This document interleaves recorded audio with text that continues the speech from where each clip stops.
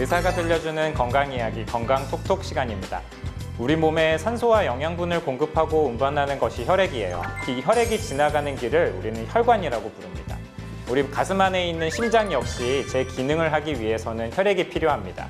심장을 왕관 모양으로 감싸고 있는 혈관들을 관상동맥이라고 하는데요. 이 관상동맥 중 일부분이 좁아지거나 막히게 되면 협심증이나 심근경색과 같은 심장 질환을 일으킬 수 있습니다. 오늘은 이러한 심장혈관 질환을 진단하고 치료하는 심혈관 조영술과 관상동맥 중재술에 대하여 알아보겠습니다. 말씀에 도움 주실 서울성모병원 순환기내과 박훈준 교수님 나와 계십니다. 교수님, 안녕하세요. 안녕하십니까. 네, 오늘의 주제인 심혈관 조영술의 개념부터 먼저 좀 접근해 볼까 하는데요. 교수님, 혈관 조영술은 어떠한 검사인지 한번 설명해 주실 수 있을까요? 우리 몸 전체에 퍼져 있는 혈관에서 혈액이 원활하게 잘 흐르지 못하면 심근경색이나 뇌졸중 같은 심각한 질병이 발생할 수 있습니다. 이때 어떠한 혈관이 어느 곳에서 얼마나 막혔는지를 검사하는 것이 바로 혈관 조영술인데요.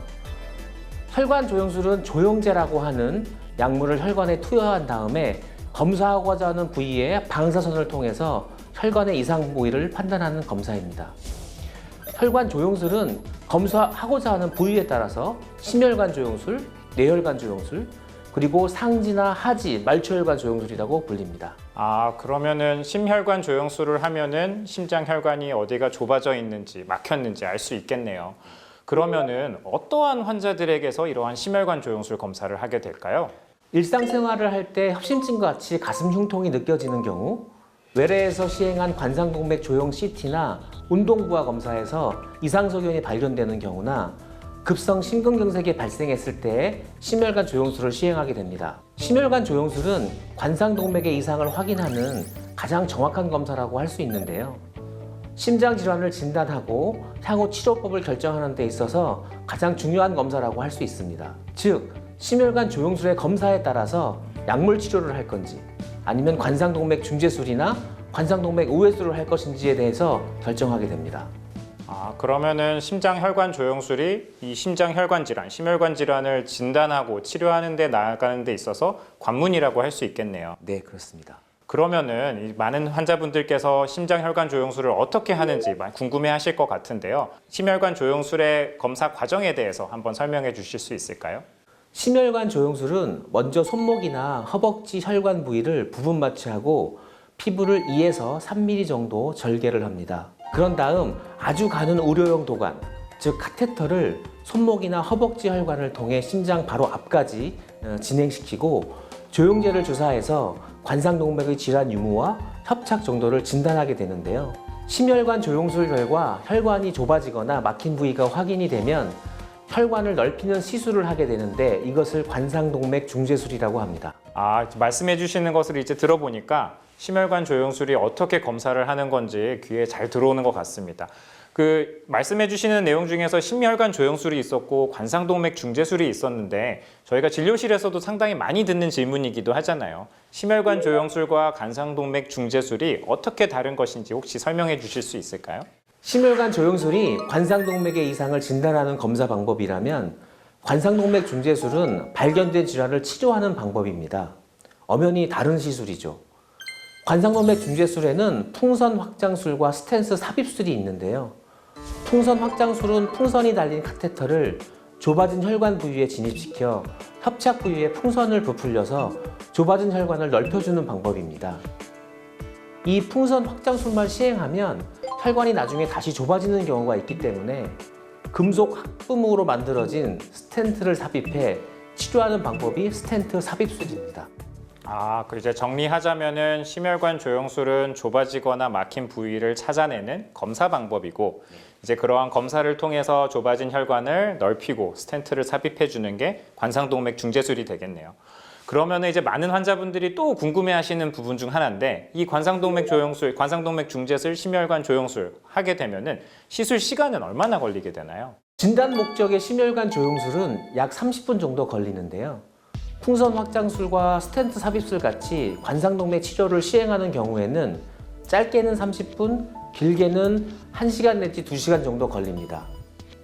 하지만 이는 개인마다 혈관 협착의 위치 또는 질환의 정도, 석회화 등 병변의 상태에 따라 매우 다양합니다. 검사 후 협착 정도가 심하지 않는 경우에는 4시간에서 6시간 후에 지혈을 확인하게 되는데요. 당일 퇴원도 가능합니다. 하지만 혈관 중재술을 시행한 경우에는 하루에서 이틀 정도 경과를 관찰 후 퇴원하게 됩니다.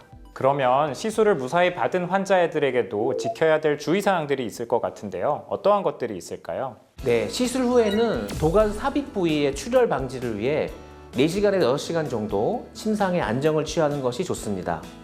또한 지혈이 잘 되었다 하더라도 하루 정도는 신체 활동을 최소화하고 안정을 해야 합니다. 손목 시술인 경우에는 시술한 팔은 하루 동안 힘을 쓰지 않아야 하고요. 허벅지 시술인 경우에는 하루 동안 뛰거나 무리한 운동을 하지 않아야 합니다. 시술 직후 도관 삽입 부위에 감염 또는 출혈이 의심되는 경우 복통, 식은땀, 미식거림, 구토 등 이상 증상이 있는 경우에는 의료진에게 꼭 알려야 합니다. 환자분들이 심혈관 조영술 관상동맥 중재술 후에 걱정되던 부분들이 많이 없어지실 것 같아요. 그 관상동맥 중재술을 받고 난 이후에 환자분들의 이제 지속적인 관리도 중요할 것 같습니다. 이러한 장기적으로 심혈관 질환을 예방하고 관리하는 것은 어떻게 하는 게 좋을까요? 관상동맥 중재술 후에도 지속적인 관리가 필요한데요. 첫 번째는 처방받은 약제 유지입니다. 스텐트 시술 후 처방되는 약은 혈전 생성을 예방하고 관상동맥 질환의 관리에 매우 중요한 약제인데요. 담당 의사의 처방 없이 약을 임의로 중단해서는 절대 안 되고요. 정기적인 외래 진찰을 받는 것이 좋습니다. 두 번째는 동맥경화 위험인자 관리인데요. 고혈압, 당뇨병, 고지혈증 등 약물 치료하는 위험인자 외에도 흡연, 운동 부족, 비만과 같은 생활 관리는 환자 스스로 노력 없이는 불가능합니다. 개인의 노력만으로 관리가 어렵다면 약물이나 지지 치료를 위해 반드시 담당 의사 선생님과 상의하시고요. 저희 서울성모병원 심내혈관병원 의료진 역시 여러분의 건강을 위해 도움을 드릴 것입니다. 네, 진짜 좋은 말씀 너무 감사드립니다. 지금까지 들으신 내용들도 충분히 의문사항들을 많이 해소하셨을 것 같은데 몇 가지 더 환자분들이 가장 궁금해하시는 것들만 제가 조금 더 질문을 해드리도록 하겠습니다. 관상동맥 중재술을 시행받고 심혈관 조영술 검사를 하시는 분들께서 항상 궁금해하시지만 실제 의사들에게 잘 못 물어보았던 진료실에서 말하기 주저하셨던 그런 내용들인데요. 첫 번째는 조영제 사용에 관한 내용입니다. 교수님, 조영제 사용이 우리 몸에 아무런 문제를 일으키지는 않을까요? 네, 걱정하지 않으셔도 됩니다. 검사 시 사용하는 조영제의 양은 환자에 따라 조금씩 다른데요. 보통 흉부 및 복부 CT에 사용하는 양보다 훨씬 적기 때문에 크게 걱정하실 필요는 없습니다. 환자분들 중에 신장 기능이 저하된 분에게 조영제가 안 좋다고 알고 계신 분들이 많은데요. 조영제 신독성의 위험은 다소 높아질 수 있지만 전문 의료진이 필요한 최소한의 양만 사용하기 때문에 안심하셔도 됩니다. 검사 후에는 충분한 수분 섭취를 통해 조영제가 잘 배설될 수 있도록 도와주어야 하는데요. 시술 후 다음 날까지 하루에 적어도 1리터 이상의 물을 추가로 섭취하는 것이 좋습니다. 이외에 알려진 조영제의 부작용은 보통 경미한 증상이 많은데요. 가벼운 구토, 두드러기, 가려움증, 얼굴이 붉어지거나 기침, 쉰 목소리, 콧물, 반점 등이 발생할 수 있고요. 심한 경우에는 일시적인 호흡곤란, 저혈압, 쇼크 같은 합병증이 드물게 발생하기도 합니다. 과거 조영제 알러지가 있었다면 반드시 의료진에게 알려주셔야 하고요. 전처치를 통해서 부작용을 예방하는 데 도움이 됩니다. 정리하자면은 조영제 사용이 진짜 필요하기 때문에 이러한 검사들을 진행하기 때문에 전문 의료진을 믿고 이제 잘 검사에 따라와 주시면 될 것 같고요. 하지만 이제 조영제 이후에 환자분들께서도 수분 섭취를 충분히 해서 조영제가 잘 배설될 수 있도록 도와주시는 게 좋을 것 같습니다. 두 번째 질문입니다. 퇴원 후에 운동이나 회사 업무, 일상생활로의 복귀가 가능한가요? 결론부터 말씀드리면 네, 가능합니다. 다만 과격한 활동의 경우 도관 삽입 부위 출혈 또는 통증이 발생할 수 있는데요. 활동할 때 흉통 같은 증상이 없는 경우에 한해 일상으로 복귀가 가능합니다.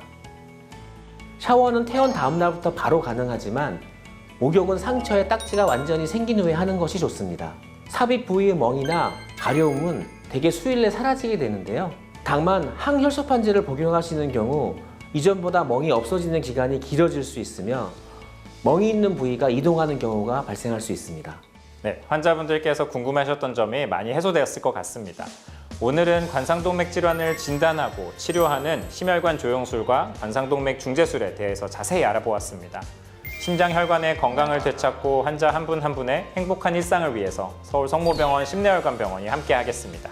박훈준 교수님, 오늘 말씀 감사드립니다. 감사합니다.